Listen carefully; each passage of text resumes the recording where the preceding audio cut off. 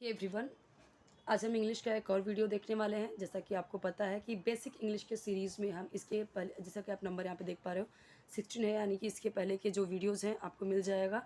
एक प्लेलिस्ट है अलग से बेसिक्स ऑफ इंग्लिश करके, तो उसमें आप देखोगे तो आपको सारे वीडियोस मिल जाएंगे जिसमें मैं बहुत ही एकदम ज़ीरो लेवल से जिनको इंग्लिश सीखनी है वो सारे वीडियोज़ मैंने प्रोवाइड किए हुए हैं, उसमें अपलोडेड हैं, आप चेक कर सकते हो। बहुत ही छोटा सा एक पोएम है, ठीक है। जैसा कि आपको पता है कि जैसे हिंदी में पोएम होते हैं तो एक छोटी सी लाइन में बहुत कुछ मीनिंग होते हैं, वैसे ही इंग्लिश के भी पोएम में होते हैं। बट नॉर्मली हम यहाँ पे ट्राई करेंगे कि हमें ज़्यादा पोएम के मीनिंग नहीं निकालने हैं। नॉर्मली हमें एक एक वर्ड की मीनिंग देखने हैं और किस तरीके से आपको सेंटेंसेस के मतलब समझने हैं, जो ग्रामर आ रहे हैं वो कैसे समझना है, इंग्लिश प्रॉपर जो रीडिंग है, प्रॉपर वर्ड्स के प्रोनाउंसिएशन है वो कैसे आपको भी बोलना है, वो सारी चीज़ें हम इसमें देखने वाले हैं। और इसी के पहले के जो वीडियोज़ हैं वो आप ज़रूर देखिए, ताकि आपको जो भी आपका कॉन्सेप्ट है वो क्लियर होता जाए, ठीक है। चलिए देखते हैं। अ हैप्पी चाइल्ड, जैसे कि हमें नाम से ही पता चल रहा है। अब यहाँ पे मैं बोलूँ एक खुश बच्चा या एक प्रसन्न बच्चा, ठीक है, तो वो समझ में आ रहा है हमें कि चाइल्ड यानी होता है बच्चा। एक छोटे से बच्चे की बात कर रहे हैं, पिक्चर में आप देख भी पा रहे हो। चाइल्ड यानी होता है बच्चा। और देखिए चाइल्ड का मतलब होता है एक एक चाइल्ड की बात करें, यानी बच्चे की बात कर रहे हैं, एक बच्चे की बात कर रहे हैं। अगर मैं यहीं पे यहाँ पे बोलूँ कि जैसे दो बच्चे की बात कर रहे हैं या एक बच्चे से ज़्यादा, तो चिल्ड्रन हो जाता है, ठीक है। और चाइल्ड्स नहीं बोलते, चाइल्ड का चिल्ड्रन हो जाएगा अगर एक बच्चे से ज़्यादा बच्चे की बात कर रहे हैं। लेकिन अगर वही हम बात करते हैं किड्स, जैसे चाइल्ड से भी छोटे अगर बच्चे की बात करते हैं हम तो किड्स की बात करते हैं। किड किड यानी एक बच्चे की बात करते हैं, ठीक है। जैसे कोई बोलता है this is my kid, this is my kid, this is my kid Rohan. So अगर दो बच्चे हैं तो फिर किड्स बोलते हैं, यानी एक से ज़्यादा है तो किड्स बोलते हैं। ओके, सो आई होप कि आपको समझ में आ रहा होगा कि मैं क्या समझाने की कोशिश यहाँ पे कर रही हूँ। ओके, चलिए अभी समझते हैं आगे का। और हैप्पी का मतलब क्या होता है? हैप्पी का मतलब होता है खुश या प्रसन्न। ओके, खुश या प्रसन्न। My house is white, a little house. कई सारे लोग इसे वाइट पढ़ते हैं, इसे लिटिल को लिटिल लिटिल पढ़ते हैं, ऐसे नहीं बोलना है आपको। My house is white, a little house, little little, ठीक है। माई यानी मेरा, मेरा घर, इज़ यानी है, वाइट यानी सबको पता है। अगर एक बात बताइए, अगर मैं यहाँ पे हिंदी में नहीं लिखूँ तब भी तो आप समझ ही जाएंगे, बट फिर भी मैं यहाँ पे लिख दे रही हूँ। यानी एक, लिटिल यानी छोटा सा, लिटिल यानी छोटा सा घर या छोटा घर। मेरा हाउस यानी मेरा घर सफ़ेद कलर है या सफ़ेद रंग का है और एक छोटा सा घर है। तो पोएम में देखिए छोटा सा ही लाइन में हम इतना बात बोल दिए, my house is white a little house. मेरा घर वाइट है और लिटिल हाउस है, छोटा घर है। अब आपको हर एक वर्ड का हिंदी का मतलब समझने की ज़रूरत नहीं है। आपको पता चल गया है इज़ मतलब है होता है, माँ यानी मेरा होता है, हाउस यानी घर होता है। सो इतने में इतना आपको समझ में आया कि इतने छोटे से लाइन में बच्चा क्या कहना चाहता है। माई हाउस इज़ वाइट, मेरा घर वाइट है, अ लिटिल हाउस, और एक छोटा सा घर है। अ happy child I am, a happy एक खुश बच्चा मैं हूँ या हूँ मैं। आपको बताया मैंने कि आई के साथ में हमेशा एम का यूज़ होगा जब हम प्रेजेंट की बात करते हैं, जब स्टेट की बात करते हैं। जैसे मैंने बोला आई एम अ टीचर, ठीक है। शी इज़ अ मदर, वह एक माँ है।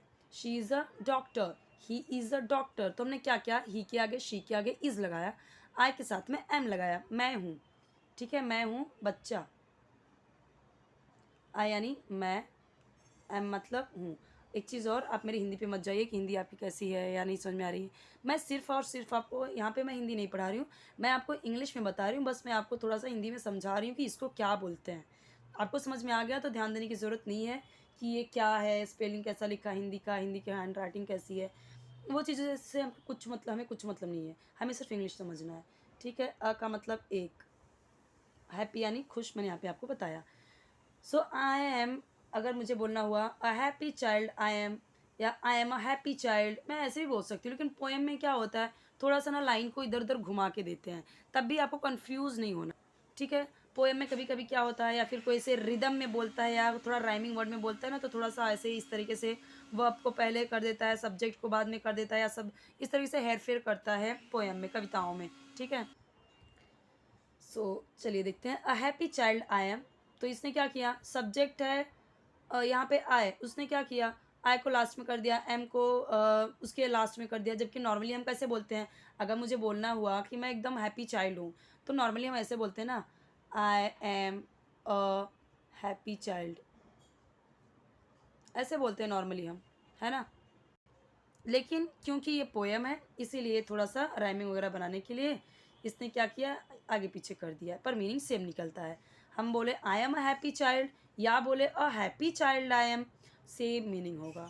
मैं एक खुश बच्चा हूँ, मैं एक खुश बच्चा हूँ, या प्रसन्नचित्त रहने वाला बच्चा हूँ, बस। ठीक है, तो कभी कभी ऐसे इस तरीके से हमें कन्फ्यूजन में लाने वाले लोग इस तरीके से बातें करेंगे, या तब भी आपको सेम मीनिंग समझ लेना है कि क्या क्या उसमें वर्ड यूज़ हो रहा है, ध्यान दीजिए, ठीक है। I laugh and play the whole long day.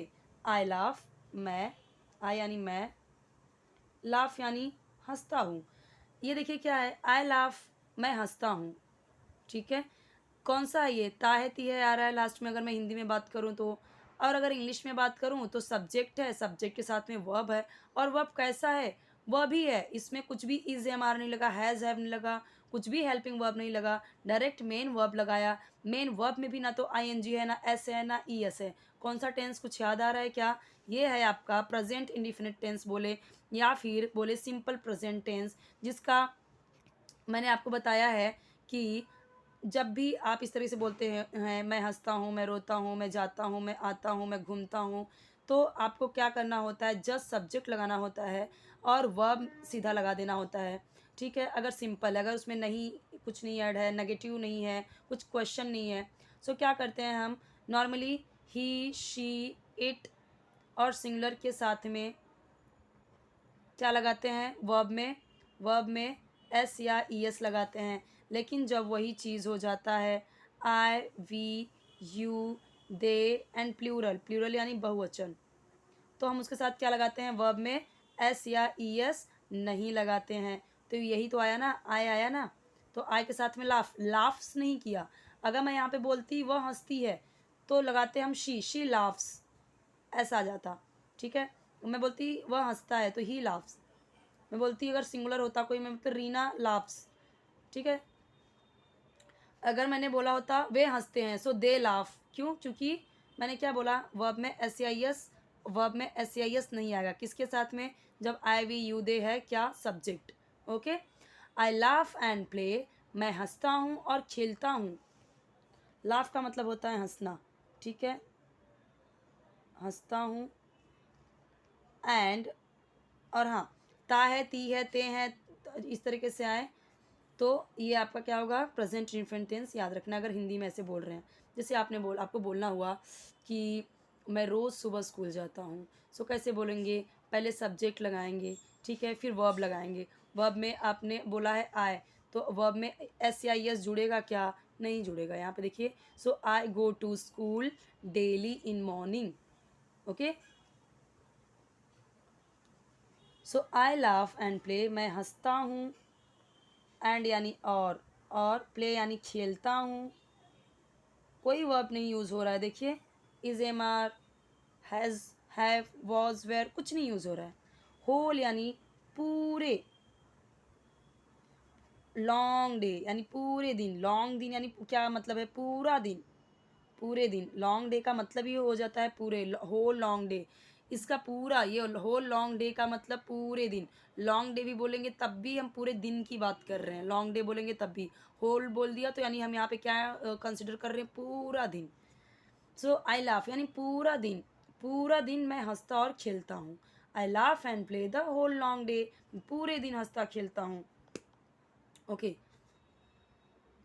I hardly ever cry, मैं कभी कभार ही रोता हूँ, क्राई यानी होता है रोना। सेम चीज़ यहाँ पे यूज़ हुआ, बस हार्डली यूज़ हुआ है। हार्डली का मतलब यहाँ पे क्या यूज़ हुआ, मुश्किल से, या कभी, शायद ही, जैसे हम बोलते हैं ना, अरे शायद ही मैंने कभी ऐसा किया हो, या मुश्किल से मैंने ऐसा किया हो, तो वहाँ पे हम यूज़ करते हैं हार्डली का।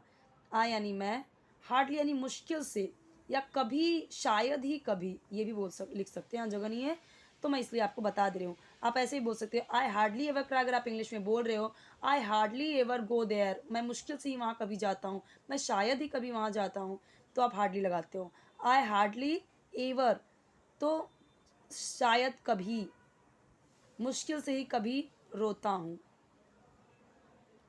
ता है, ती है, ते हैं, तू हूँ, जो भी है यहाँ पे इस तरीके से ता हूँ, तो आया ना। आई हार्डली एवर क्राई, सेम यही रूल फॉलो हो रहा है, ठीक है।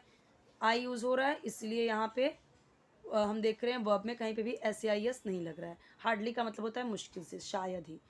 आई हैव अ ट्री, जब हम हैव का यूज़ करते हैं, आई हैव अ, शी हैज़, तो हम ये हैव का यूज़ करते हैं पास के चीज़, मतलब अपना पोजीशन दिखाने के लिए। जैसे ये देखिए, ये हैज़ हैव आपका प्रेजेंट परफेक्ट में भी यूज़ होता है, तब भी यही सिचुएशन बनता है। ही शी इट सिंगुलर के साथ में आता है has, and I, we, I, you, we, they, plural, plural, plural यानी बहुवचन के साथ में आएगा हैव। जैसे मुझे बोलना हुआ आई हैव अ ट्री, अब मुझे बोलना हुआ उनके पास पेड़ है, they have a tree.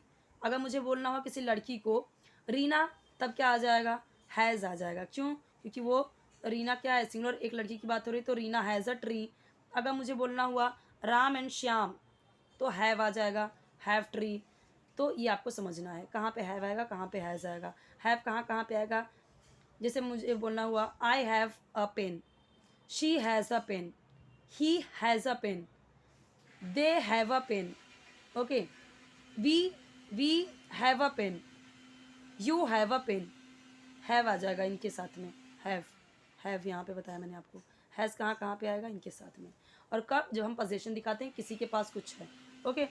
So I have a tree, a green green tree, मेरे पास एक पेड़ है, या मेरे मतलब मेरे पास का मतलब उसके पास नहीं है, पर ये दिखाना चाहते हैं कि उसके घर के पास है, उसके इधर पास में है। आई हैव अ ट्री, सो मेरे पास, हैव यानी पास, एक पेड़, अ ग्रीन ग्रीन ट्री, हरा हरा पेड़। To shade me from the sun, to shade me, to shade me यानी मुझे छाया देने के लिए, मुझे, शेड का मतलब होता है छाया देने के लिए। मी यूज हुआ है ना, यानी मुझे, शेड यानी छाया। सो टू शेड मी, और शेड का मतलब यहाँ पे क्या दिखा रहा है कि मुझे छाया देने के लिए, फ्रॉम यानी से, सन यानी सूरज, सन से या धूप से, सन यानी हम धूप को भी सन ही बोलते हैं, ठीक है। सन को हम सूरज भी बोलते हैं, धूप को भी हम सन ही बोलते हैं। To shade me from the sun, तो मुझे सन से बचाने के लिए, या मुझे सन से शेड देने के लिए, मुझे छाया देने के लिए सॉरी। सो यहाँ पे आपको समझ में आया होगा, to shade me from the sun. अगर मुझे ऐसा बोलना हो कि मुझे धूप से बचाने के लिए, या मुझे धूप से छाया देने के लिए, तो हम नॉर्मली ये सेंटेंस यूज़ कर सकते हैं, to shade me from the sun, and under it I often sit. And का मतलब और, अंडर यानी नीचे, इट इसके, किसकी बात कर रहे हैं, पेड़ की। इसके लिए क्या है, पेड़, पेड़ तो कोई इंसान नहीं, इसलिए हम उसके लिए इट यूज़ करते हैं ना। आपको पता है, मैंने आपको बताया है कि एनिमल के साथ, बर्ड के साथ में, इंसेक्ट्स के साथ में, नॉन लिविंग थिंग्स के साथ में, पेड़ में जान होती है, लेकिन हम इसको फिर भी नॉन लिविंग थिंग्स ही बोलते हैं, क्योंकि चलता नहीं है वो, ठीक है। सो इट इसके लिए यूज़ हो, क्योंकि इसका कुछ नाम तो है नहीं। सो एंड अंडर इट, और इसके नीचे आई यानी मैं, ऑफन का मतलब होता है प्रायः या अक्सर, अक्सर, सिट यानी बैठता हूँ। अब यहाँ पे देखिए, आई ऑफन सिट, मैं अक्सर बैठता हूँ, याद है आपको। अब वापस से यही सेम यूज़ हुआ है, प्रेजेंट इंडिफिनिट टेंस। कहाँ गया, यहाँ पे देखिए, ही शी इट के साथ में एस आई एस वर्ब में, लेकिन आई वी यू दे के साथ में वर्ब में एस आई एस नहीं जुड़ेगा। सो यहाँ पे उसने क्या बोला, आई के साथ में सिट्स नहीं होगा। अगर यहाँ पे मैं बोलती कि वह अक्सर बैठती है, तो मैं बोलती she often sits, he often sits, okay, Rina often sits. So, and under it, I often sit. When all my work is done. When का मतलब होता है जब, या when जैसे कब भी यूज़ होता है, ठीक है। लेकिन वे कब यूज़ कब करते हैं, जब हम कोई क्वेश्चन पूछते हैं। when जब, all यानी पूरा या सारा, मेरा काम इज़ यानी है, डन यानी हो जाता या complete. When all my work is, मैं ऐसे भी बोल सकती हूँ when all my work is done, when all my work is completed, when all my work is finished. मैं ऐसे भी बोल सकती हूँ फिनिश्ड, कंप्लीटेड, डन यानी पूरा हो जाना। ठीक है, सो यहाँ पे मैंने आपको ये सारी चीज़ें समझाई। आई होप कि आपको समझ में आया होगा। कुछ इससे रिलेटेड यहाँ पे क्वेश्चंस हैं, जैसे राइट द अपोजिट। हैप्पी का क्या हो जाएगा? अनहैप्पी।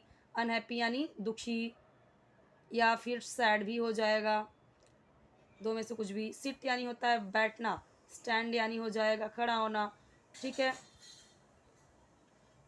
अब जैसे ऑफन का मतलब होता है अक्सर या प्रायः, तो कभी कभी का हो जाएगा समटाइम्स। डे यानी दिन, नाइट यानी रात। लाफ यानी हंसना, क्राई यानी रोना। और यहाँ पे देखिए क्या दिया गया है, माई हाउस इज़ वाइट, तो यहाँ पे बोला है नॉट या डू नॉट यूज़ करो। इस था तो हमने जस्ट, क्योंकि एक हेल्पिंग वर्ब था तो हमने इसके बाद नॉट लगा दिया। अब आई लाफ है तो आई है यहाँ पे। ठीक है, सो आई के साथ में जब हम यहाँ पे ये प्रेजेंट इंडिफिनिट टेंस यानी सिंपल प्रेजेंट टेंस है, तो आई के साथ में हम क्या यूज़ करते हैं, ये मैंने हर वीडियो में बताया है, तो आप ज़रूर चेक कीजिए उसे। ठीक है, डू नॉट लाफ, मैं नहीं हंसता हूँ। आई सिट, तो यहाँ पे अगर मुझे नॉट लगाना है, नेगेटिव बनाना है, तो कैसे करेंगे, आई, और आई के साथ में हमेशा ही डू नॉट आएगा। किसके किसके साथ, आई वी यू दे के साथ में डू आएगा। Do not sit. I work, so I do not work.